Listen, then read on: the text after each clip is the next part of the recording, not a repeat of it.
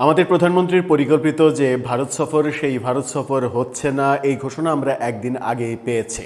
কিন্তু যখন পেয়েছি তার আগে পর্যন্ত একটা নির্দিষ্ট টাইম ফ্রেমের মধ্যে বাংলাদেশের পররাষ্ট্র মন্ত্রণালয় প্রধানমন্ত্রীর ভারত সফরকে কেন্দ্র করে বাংলাদেশের বিভিন্ন স্টেক হোল্ডার, বিভিন্ন প্রতিষ্ঠানের কাছ থেকে ভারত সফরের নির্দিষ্ট বিষয়বস্তু সম্পর্কে আলোচনার যে পয়েন্টগুলো, অর্থাৎ তাদের সাজেশন, এই বিষয়ে ভারতের সঙ্গে আমরা কি কি আলোচনা করতে পারি বিভিন্ন প্রতিষ্ঠান, বিভিন্ন সেক্টরের, সেগুলো তৈরি হয়েছে এবং সেগুলো চূড়ান্ত হয়েছে। এই গোপন তথ্য, গোপন দলিলের কথা এবারে সামনে এনেছে ভারতীয় একটি গণমাধ্যম নর্থ ইস্ট নিউজ। তাদের এই তথ্য দেখে ব্যক্তিগতভাবে আমি অবাক হয়েছি যে এত ভেতরের, সরকারের এত ভেতরের তথ্য তারা বিদেশে বসে থেকে কোথায় থেকে এটা ম্যানেজ করলো। তারা যতটুকু বলছে সেটা যদি আমরা আমলে নিই, তাহলে আমাদের প্রধানমন্ত্রীর ভারত সফরের প্রস্তুতি চলছিল বাংলাদেশের সরকারের ভেতরে, এবং শেষ মুহূর্তে গিয়ে কারো না কারো কথায় কিংবা কোনো না কোনো পক্ষের প্রভাবে এই ভারত সফরের ব্যাপারটা বাতিল করে দেয়া হয়েছে। তারা কারা? তারা কি সরকারের অভ্যন্তরেই বসে আছেন, নাকি সরকারের বাইরের কোনো শক্তি প্রধানমন্ত্রীকে মানে এক ধরনের প্রভাবিত করতে পারলেন যে ভারত সফর আমাদের জন্য সুখকর হবে না? চলুন একটু ভিতরে ঢুকি। এই ব্যাপারটা নর্থ ইস্ট নিউজ যখন বলছে, তখন ভারত সফর বাতিল হওয়ার একটা হাস্যকর মানে ঘটনা ঘটেছে এরকমটা ইঙ্গিতে আকারে একটু স্পষ্ট, একটু আবছা এরকম ফেসবুকে লিখেছেন বাংলাদেশের জনপ্রিয় বরেণ্য সিনিয়র সাংবাদিক আনিস আলমগীর। এগুলো একটু আলোচনা করে বোঝার চেষ্টা করি যে ভারত সফরটা এত প্রস্তুতি ছিল কিন্তু হলো না কেন?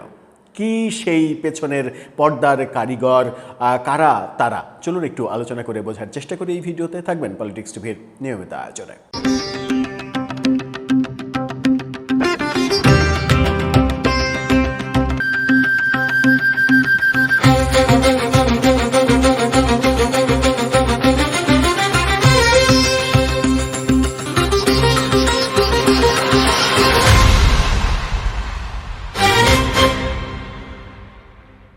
দর্শক, বলছিলাম আমাদের প্রধানমন্ত্রীর পরিকল্পিত ভারত সফরের প্রস্তুতি জোরে সোরে চলছিল, এবং নর্থ ইস্ট নিউজের তথ্য মতে আগস্টের 10 তারিখে সরকারের পররাষ্ট্র মন্ত্রণালয় থেকে বিভিন্ন সেক্টরে মানে কি বলা যায়, কাগজ পাঠানো হয় যে তোমরা তোমাদের সেক্টর অনুযায়ী তোমরা তোমাদের মতামত দাও যে ভারত সফরের প্রধানমন্ত্রী এই সেক্টর নিয়ে কি কি আলাপ করতে পারেন।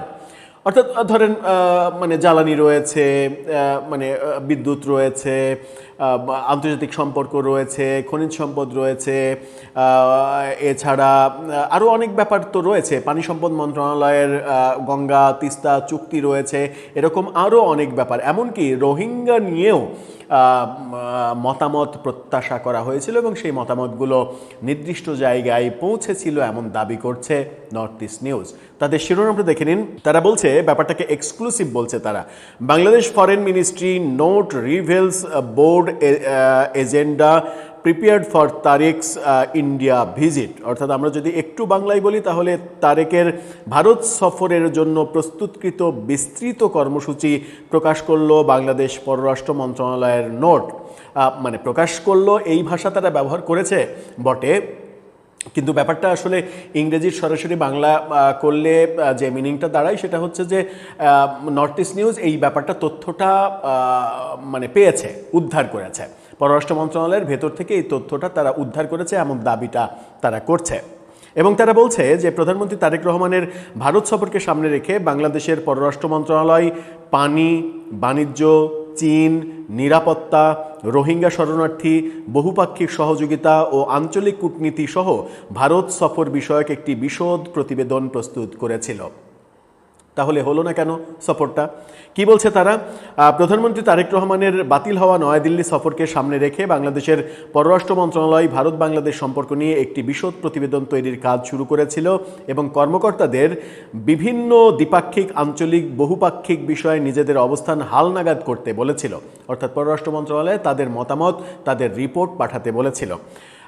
10 আগস্ট মন্ত্রণালয়ের দক্ষিণ এশিয়া শাখা থেকে জারি করা এক বিজ্ঞপ্তিতে বাংলাদেশ ভারত সম্পর্ক বিষয়ক হালনাগাদ সংক্ষিপ্ত বিবরণী এর জন্য বিভিন্ন বিশেষায়িত শাখা ও ইউনিটের কাছ থেকে মতামত চাওয়া হয়েছিল। সেখানে বলা হয়েছে যে মতামত জমা দেওয়ার শেষ তারিখ ছিল 13 আগস্ট, যা থেকে বোঝা যায় যে প্রস্তাবিত প্রধানমন্ত্রীর সফরের প্রস্তুতি চলার সময়ই এই কার্যক্রমটা চালানো হয়েছে। অর্থাৎ প্রধানমন্ত্রীর যে ভারত সফর ব্যাপারে 10 তারিখে আমরা দেখেছি দীনেশ ত্রিবেদীর সঙ্গে প্রধানমন্ত্রী বৈঠক করেছেন, সেই 10 তারিখেই এই পররাষ্ট্র মন্ত্রণালয়ের চিঠিটা বিভিন্ন সেক্টরে দেওয়া হয়েছে এবং তাদের মতামত চাওয়া হয়েছে। 13 তারিখে সবাই মতামত দিয়েছে, এরকম তথ্যও তারা দিচ্ছে। এবং সেই ক্ষেত্রে তারা যেটা বলছে সেটা হচ্ছে যে পররাষ্ট্র মন্ত্রণালয় যেটা করেছে, পানি, বাণিজ্য, চীনের ব্যাপার, নিরাপত্তা, রোহিঙ্গা শরণার্থীর ব্যাপার, বহুপাক্ষিক সহযোগিতা, আঞ্চলিক কূটনীতি, জ্বালানি, বাণিজ্য তো বললাম, জ্বালানি সহ বিভিন্ন সেক্টরের মতামত তারা চেয়েছে। এই যে ব্যাপারটা তারা বলছে, অনুরোধকৃত তথ্যাবলিতে জলবায়ু পরিবর্তন, আন্তঃসীমান্ত পানি ও সাংস্কৃতিক কূটনীতি থেকে শুরু করে বাণিজ্য, বিনিয়োগ, প্রযুক্তি, সামুদ্রিক বিষয়াবলী, বহুপাক্ষিক সহযোগিতা এবং আঞ্চলিক নিরাপত্তা পর্যন্ত ভারতের সাথে বাংলাদেশের সম্পৃক্ততার প্রায় সমগ্র পরিসর অন্তর্ভুক্ত ছিল। এবং রোহিঙ্গা ব্যাপারও এসেছে এই কারণেই যে রোহিঙ্গাদের প্রত্যাবর্তন যে কর্মসূচি, সেই কর্মসূচিতে ভারতের সঙ্গে কি আলাপ হতে পারে, ভারত কিভাবে সহযোগিতা করতে পারে এই সেক্টরে, সেই ব্যাপারটাও এসেছিল। চীনের ব্যাপার এসেছিল এই কারণে যে চীনের সাথে সাম্প্রতিক বাংলাদেশের যে বাণিজ্য উদ্যোগ, 12টা সমঝোতা স্মারক স্বাক্ষরিত হয়েছে, সেই ব্যাপারগুলো ভারতকে কিভাবে বোঝানো হবে, কিভাবে ভারতকে বলা হবে যে এটা উদ্বেগের ব্যাপার নয়, চলুন আমরা একসাথে কাজ করি, মিলেমিশে কাজ করি, এই ব্যাপারগুলো বিস্তারিত এখানে বলা হয়েছে। অর্থাৎ নর্থ ইস্ট নিউজ যেটা দাবি করছে তাদের বিশাল প্রতিবেদনে, যে বাংলাদেশের পররাষ্ট্র মন্ত্রণালয় প্রধানমন্ত্রীর সফরে আলোচ্য সূচির স্পেসিফিক ব্যাপারগুলো নিয়ে কাজ করছিল এবং সেই কাজ চূড়ান্ত হয়েছিল। তারপরেও তাহলে আমরা এই ভারত সফরের ব্যাপারটা বাতিল হয়ে যাওয়ার ব্যাপার দেখলাম কেন 16 তারিখে? পেছনে কোন কারিগর এই খেলাটা খেললেন? কারা প্রধানমন্ত্রীকে বোঝালেন যে ভারত এই মুহূর্তে ভারত সফর করা যাবে না? তারা কেন বোঝালেন না যে শেখ হাসিনা ইস্যু, যেটার সমাধান আমি সফরের আগেই চাইছি, সেই সমাধানটা আমি গিয়ে কেন প্রত্যাশা করছি না? আলোচনা হলে, সমঝোতা যদি না হয় তাহলে হবে না, কিন্তু আলোচনা করতে সমস্যা কি? আলোচনার ব্যাপারে কারা দ্বিমত পোষণ করলেন, এই ব্যাপারটা খুব করে আলোচনা হচ্ছে। এবং এই ভারত সফরের বাতিলের ব্যাপারটার পরেও আমরা ভারত সরকারের পক্ষ থেকে দীনেশ ত্রিবেদীকে বলতে শুনেছি যে আমি মনে করি খুব অতি দ্রুত, আরও আগে ভারত সফর হওয়া উচিত, দুই প্রধানমন্ত্রীর বসা উচিত, এরকম বক্তব্য।